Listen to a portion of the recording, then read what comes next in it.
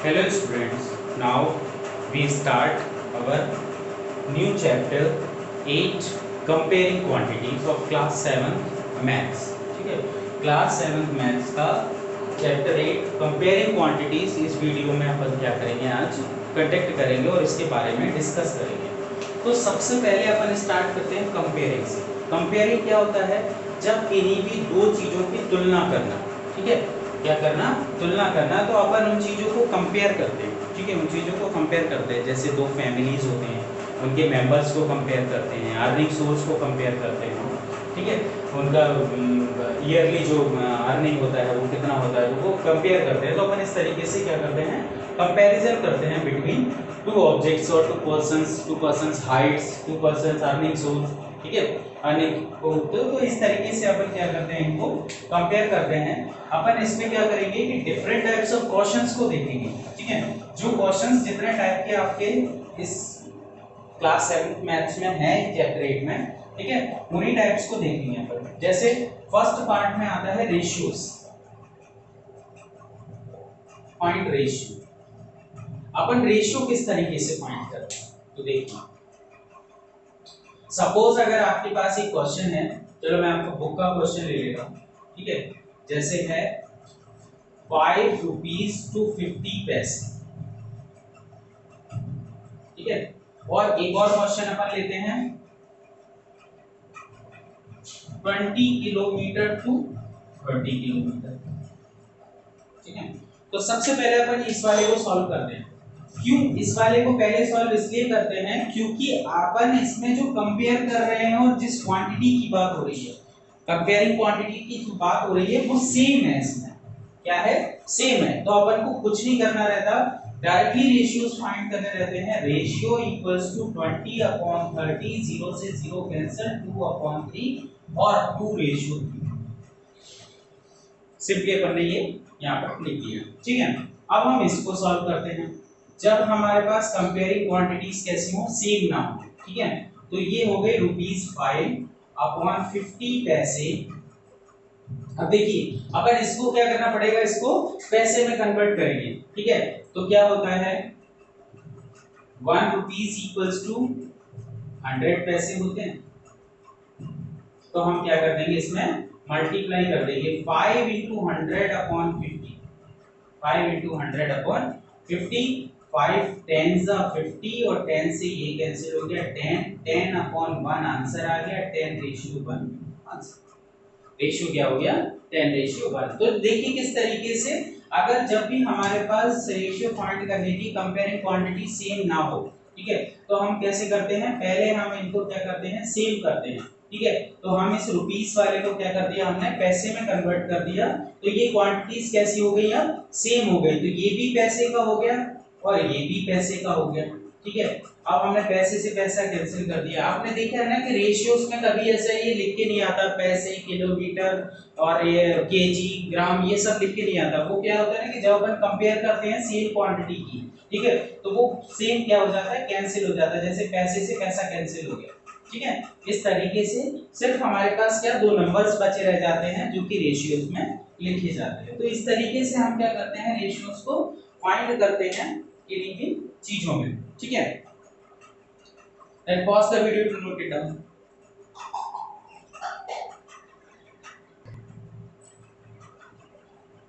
Okay, now we see, अब हम next देखेंगे कन्वर्ट फ्रैक्शन इनटू परसेंट। जब भी हमें किसी भी फ्रैक्शन को इस पे कन्वर्ट करना रहता है, परसेंटेज में कन्वर्ट करना रहता है, तो हम क्या करते हैं, सपोज हम एक एग्जांपल लेते हैं 5/4। इसको हमें परसेंटेज में कन्वर्ट करना रहता है। किसी भी फ्रैक्शन को अगर हमें कन्वर्ट करना है, directly you have to multiply it by 100। ठीक है, अगर हम डायरेक्टली उसमें 100 का मल्टीप्लाई कर देते हैं और फिर हम इसको रिड्यूस करते हैं, 4 का इससे डिवाइड किया, 25 आंसर आया। 25 5 का ये कितना हो गया, 125%। ये इसका कितना हो गया, 125%। ठीक है, तो इस तरीके से कभी वैल्यूज बदल भी सकती है। सपोज ऐसे आए कभी 1/20, ठीक है। डायरेक्टली आप 100 का मल्टीप्लाई कीजिए, 2 से इसको कैंसिल कर दीजिए, कितना आ गया 5, तो कितना आ गया 5%।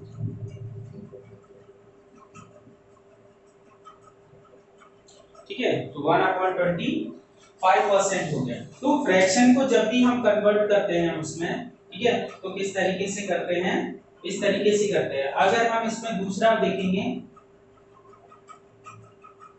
Convert decimal into fraction then in percent. अब हम क्या करेंगे, इसको परसेंट में कन्वर्ट करेंगे। तो क्वेश्चन लेते हैं, सपोज हमारे पास एक क्वेश्चन है 22.5 या 0.25, ठीक है, क्या है 0.25, ये क्वेश्चन है। हमें इसको क्या करना है, परसेंटेज में कन्वर्ट करना है। किस तरीके से, decimal convert into fraction, fraction into percentage, fraction into percentage. तो पहले हम इसको फ्रैक्शन में किस तरीके से करते हैं, डेसिमल को डिस्प्लेस करते हैं। डेसिमल को हटाएंगे तो जितनी डिजिट होती थी उतने जीरो लग जाते थे, अपन पीछे करके आए क्लास 6 में, ठीक है। अब अपन क्या करेंगे, इससे आगे बढ़ेंगे, इसको हमने कैंसिल किया, 25 बन जाए 25, 25 4 जा 100, ठीक है। अब हम क्या करेंगे, ये हमारा इस फॉर्म में आ गया फ्रैक्शन में। अब हम 100 का मल्टीप्लाई कर देंगे, जब हम इसमें मल्टीप्लाई करेंगे तो देन वी गेट अ 25%, ठीक है। कितना परसेंट बचा रह गया हमारे पास, 25 बचा रह गया। तो आप लोगों को समझ में आ गया होगा किस तरीके से हम फ्रैक्शन को कन्वर्ट कर सकते हैं, किसमें, परसेंटेज में, ठीक है।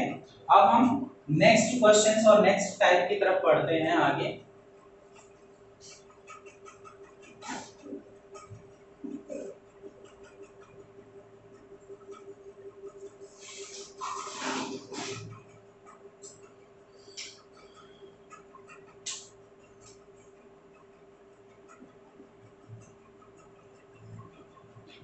फाइंड, हमें फाइंड करना है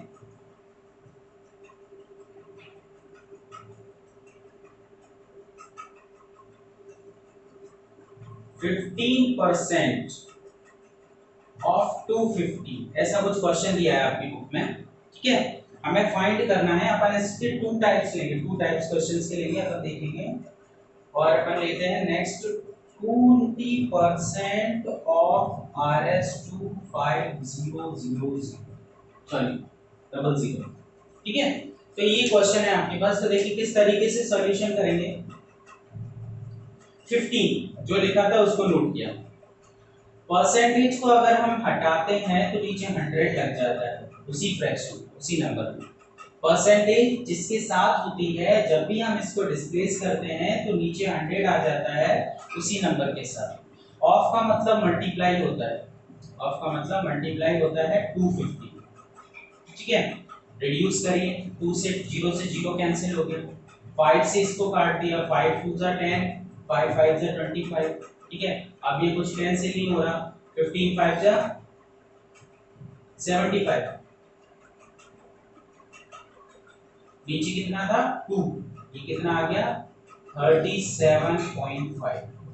तो ये परसेंटेज में नहीं आएगा, ये 37.5 पार्ट है 250 का 15%। वो क्वेश्चन में पूछ रहा है 15% 250 का कितना पार्ट, कितना होगा, 250 ओवरऑल है, ओवरऑल है तो 250 का 15 पार्ट कितना होगा 37.5, ठीक है। अब नेक्स्ट क्वेश्चन की तरफ पढ़ते हैं, इसको भी सेम सॉल्व करेंगे इसी फॉर्मेट से, ठीक है।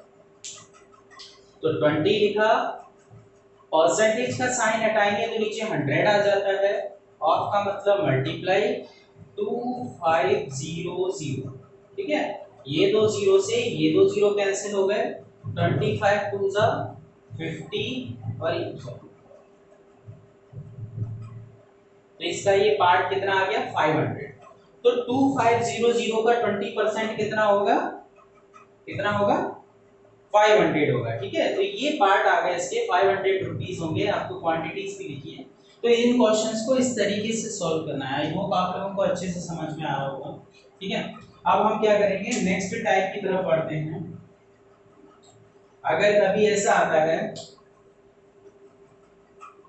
क्वेश्चन को थोड़ा चेंज करते हैं,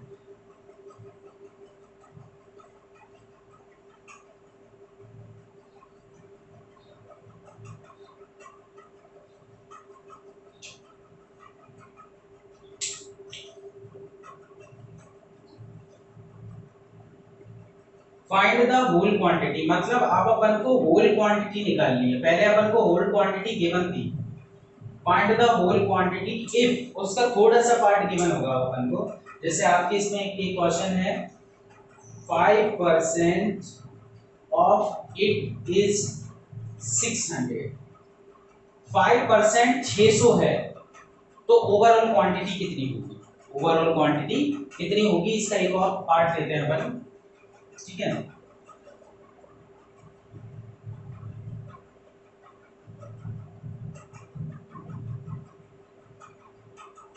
तो देखिए चलो अब अपन सॉल्व करते हैं इनको।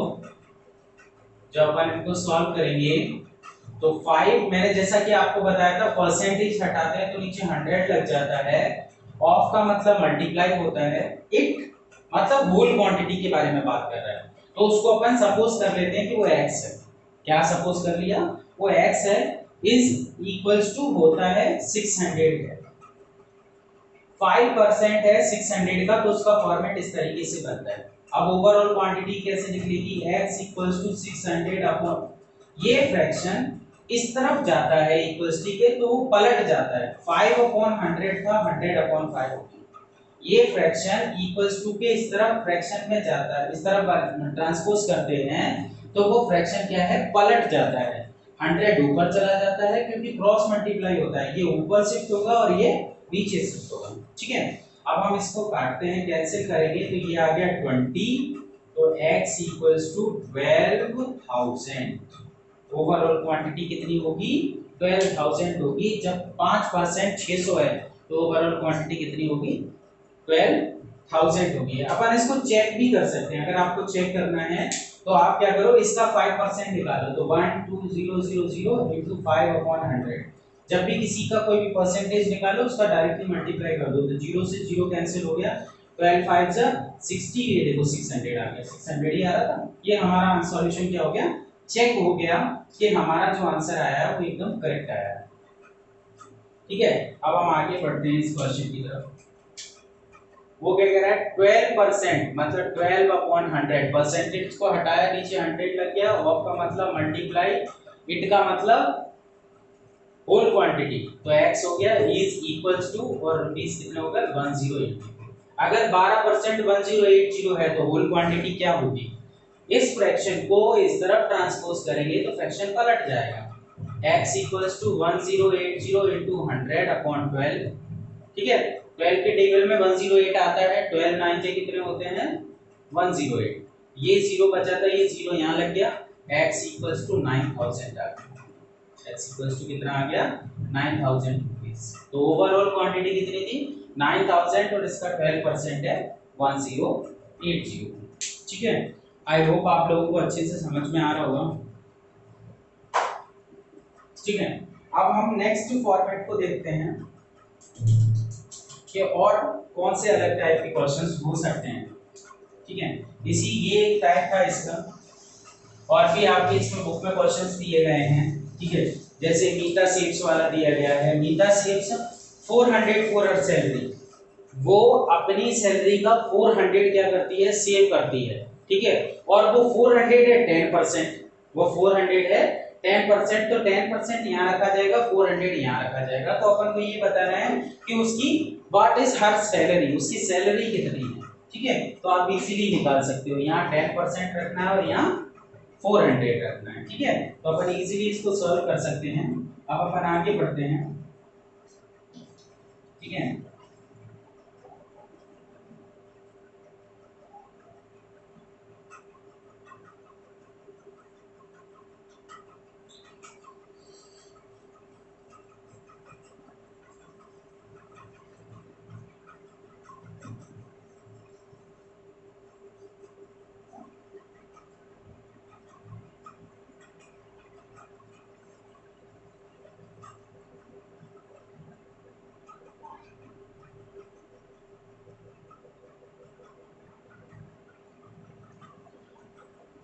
So now we see some important formulas of this chapter, ठीक है। अब हम क्या करेंगे, इस चैप्टर के कुछ important formulas को देखेंगे।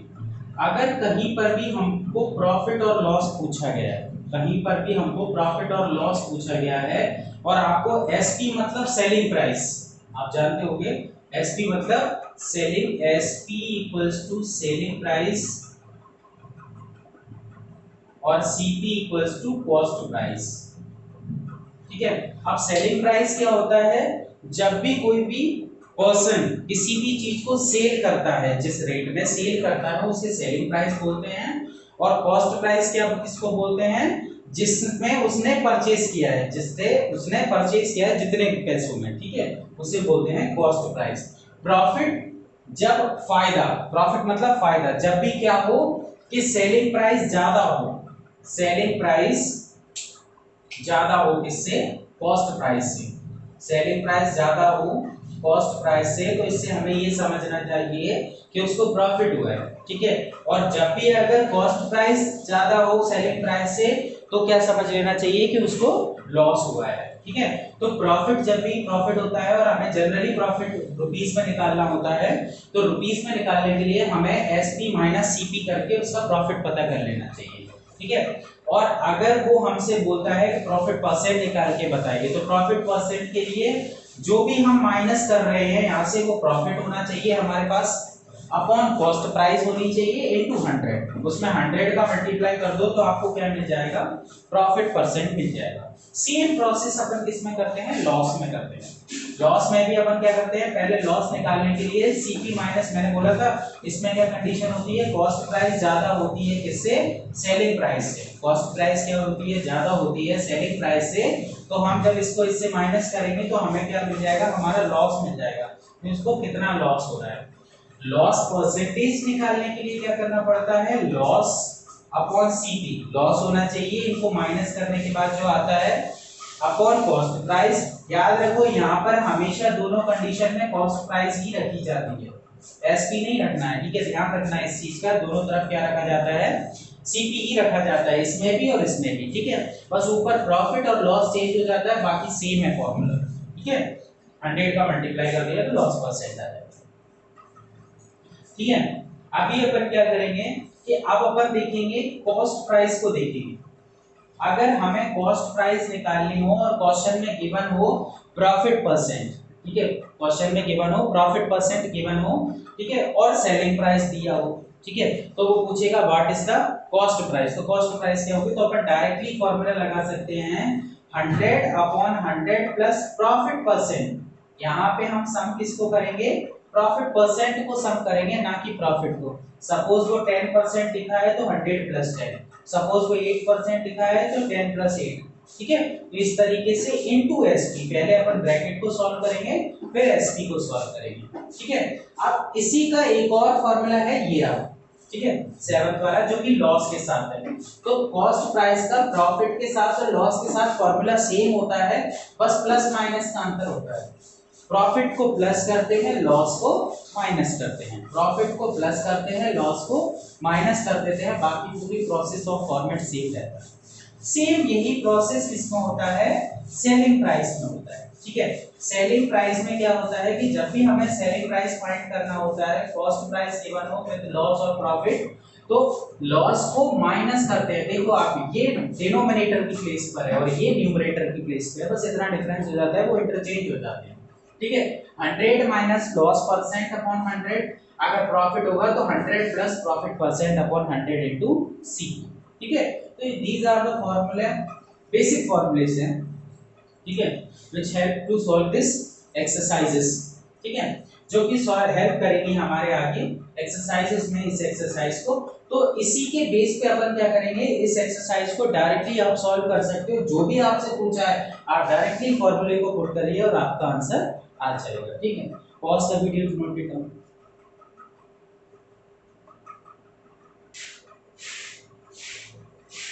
Now we see our next topic, simple interest.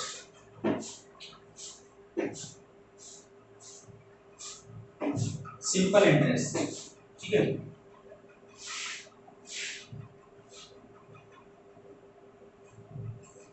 Simple interest जिसे हम एसआई के नाम से जानते हैं। एसआई का फॉर्मूला होता है जनरल, ठीक है, P into R into T. अब आप पहले ये देख लीजिए सिंपल इंटरेस्ट क्या होता है। ठीक है, जब भी हम क्या करते हैं कि बैंक से या किसी पर्सन से, ठीक है, पैसे उधार लेते हैं, ठीक है, तो वो हमें कुछ इंटरेस्ट पे इन पैसों को देता है। कितने देता है? कुछ इंटरेस्ट पे पैसे देता है। जैसे उसने बोला है कि मैं हर 100 रुपए पे 2 रुपए में इंटरेस्ट लगा के आपको दूंगा, ठीक है, तो वो रेट क्या हो गई? 2% से हो गई, ठीक है। जैसे इंटरेस्ट बैंक ने बोला कि मैं आपको 7% लोन पर 7% पे दूंगा, तो 7% उसकी रेट हो गई। जो परसेंटेज में आता है वो लोन होता है, जो रुपीस में लिखा होता है वो प्रिंसिपल होता है ज्यादातर, और जो टाइम होता है वो ईयर्स में आता है, ईयर्स और मंथ्स, ठीक है, वो डेज में भी आ सकता है, ठीक है। तो इस तरीके से ये प्रिंसिपल रेट और टाइम दिया रहता है। सिंपल इंटरेस्ट का फॉर्मूला होता है P into R into T upon 100। Generally अपन को क्या करना रहता है? इसी का यूज करते हैं अपन, ठीक है। अब क्या होता है कि आप ये देख लीजिए कि रेट जो होती है, जो इंटरेस्ट रेट उसने लगाया है वो होती है रेट, ठीक है। टाइम जो ईयर में होता है, टाइम जो ईयर में होता है, ईयर में निकालते हैं, ठीक है। तो इस तरीके से अपन क्या करेंगे? इनका यूज करेंगे।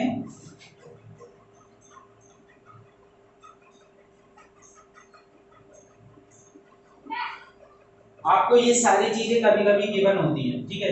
प्रिंसिपल आपको पता चल जाएगा रुपीस से, ठीक है। अगर ऐसा ही पूछा है सिंपल इंटरेस्ट, तो प्रिंसिपल रुपीस में जो प्रिंसिपल वो होता है जो पर्सन ने जो पैसे किसी से उधार लिए हैं या बैंक से लिए, वो अमाउंट जो उसने लिया हुआ है वो क्या होता है? प्रिंसिपल होता है। और with interest, principal plus interest जो होता है वो क्या होता है? अमाउंट होता है। वो क्या होता है? अमाउंट होता है, जो लास्ट में फाइनली हमें देना पड़ता है, ठीक है। जैसे बैंक ने हमें 7% पर दिया, जैसे सपोज मैं एग्जांपल में एक क्वेश्चन लेता हूँ, ठीक है। मैंने एक एग्जांपल आपको करके दिखा देता हूँ कि मैंने 10,000 रुपीज लिए बैंक से, ठीक है।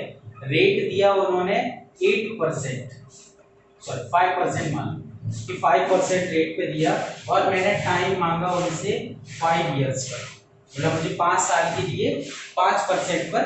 तो अब मुझे 5 साल बाद वो पैसे कितने देने पड़ेंगे वो देखिए।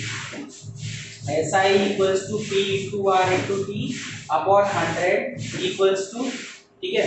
अब यहाँ पर यह प्रिंसिपल कितना है? 10,000, रेट कितना हो गया? 5/100, टाइम कितना है? 5, टाइम कितना है? 5। तो ये दो जीरो से ये दो जीरो कैंसिल हो गए, ये कितना हो गया? 25,2500। तो ये हमारा, ये मेरा क्या निकल के आया? इंटरेस्ट रेट निकल के आया। क्या निकल के आया? इंटरेस्ट रेट निकल के आया। अब जब हम 10,000 रुपीज को 5 साल बाद जब हम उसको जमा करेंगे, तो मेरा अमाउंट जो होगा, अमाउंट जो भी होगा वो प्रिंसिपल प्लस इंटरेस्ट, ठीक है। तो वो कितना हो गया? 12,500। कितना हो गया? 12,000। 2,500 मेरा क्या हो गया? इंटरेस्ट हो गया। तो आपको इस तरीके से सॉल्व करना रहेगा। अगर कभी कभी ऐसा होता है क्वेश्चन कन्वर्ट होता है, ठीक है, अगर कभी क्वेश्चन कन्वर्ट होता है, वो आपसे पूछता है फाइंड द प्रिंसिपल। प्रिंसिपल तो लिख के नहीं आता, कभी कभी सम लिख के आता है, ठीक है। तो जनरली ये अंडरस्टैंडिंग है, सम जहां पर भी लिख के आए तो आपको प्रिंसिपल निकालना है, ठीक है। तो प्रिंसिपल का formula SI into 100 upon R into T, ठीक है। SI into 100 upon P into R, SI into 100 upon P. ये अलग अलग फॉर्मूले मैंने बना दिए हैं, सबके फॉर्मूले इसी से ही बने हैं। आप जनरली इसी को यूज करके ये सारी चीजें भी निकाल सकते हो, ठीक है। इस तरीके से वो मैं आपको समझा दे रहा हूँ, ठीक है। आप यहाँ पर सपोज आपको रेट पूछा है, तो आप रेट की जगह खाली छोड़ दो, बाकी सारी चीजें पुट कर दो, ठीक है। आप डिस्प्लेस करके जब इसको सॉल्व करोगे, ट्रांसपोज करके, तो आंसर सेम आएगा। तो आप डायरेक्टली भी इनको पुट कर सकते हो और अपने अकॉर्डिंगली भी प्रूव कर सकते हो, ठीक है। आई होप आप लोगों को ये टॉपिक अच्छे से समझ में आया होगा। इजी है, फॉर्मूला बेस्ड है। अगर आपको सारे फॉर्मूलेस क्लियर हैं, कॉन्सेप्ट क्लियर है, मैंने इस वीडियो में इंट्रोडक्शन कराने की कोशिश की है। इसमें जितने भी टाइप है क्लास 7 के मैथ्स में, चैप्टर 8 में, ठीक है, वो सारे क्वेश्चंस करने की कोशिश किया। अगर आप लोगों को फिर भी कुछ समझ में नहीं आता, then you can text me on WhatsApp, ठीक है। पर्सनली आप मुझे क्वेश्चन दे सकते हैं, जिससे मैं आपको उनका सॉल्यूशन दे सकता हूँ। Okay, thank you.